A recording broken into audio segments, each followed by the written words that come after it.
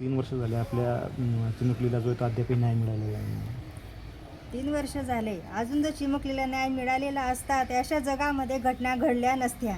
जिथपर्यंत चिमुकलीला न्याय मिळत नाही तोपर्यंत जगामध्ये अशा घटना घडल्याशिवाय राहणार नाही.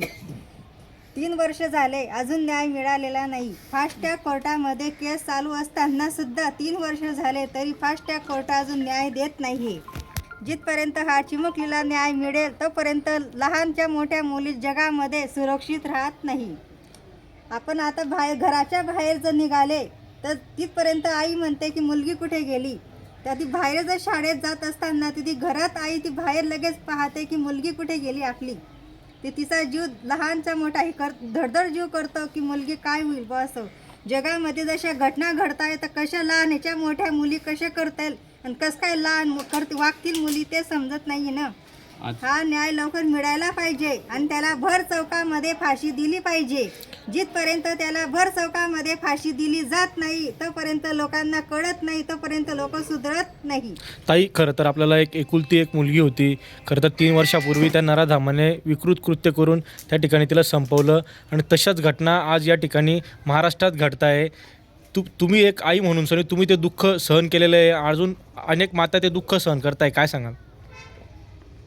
आमचं म्हणणं असं आहे की अशा घटना घडायला नको पाहिजे. सरकारने लवकरात लवकर न्याय दिला पाहिजे. सरकार जर लवकर न्याय देईल तोपर्यंत लगेच घटना बंद होतील आणि त्याला चौकामध्ये फाशी दिली गेली पाहिजे.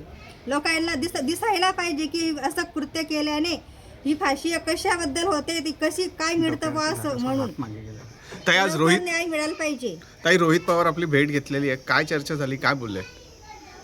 ते हेच बोलले की 3 वर्ष झाले बा असं तर अजून न्याय मिळालेला नाहीये तर काय नाही बा असं. याच्यामुळे घटना घडली तर म्हणून भेट देण्यासाठी आम्हाला आले बा इथे.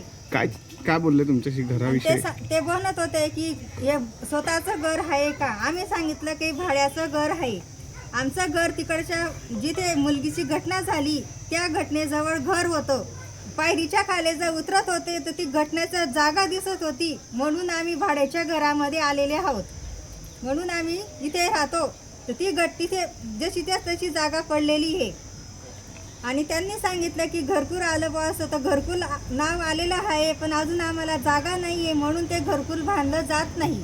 म्हणून भाड्याच्या घरामध्ये आम्ही राहतोय.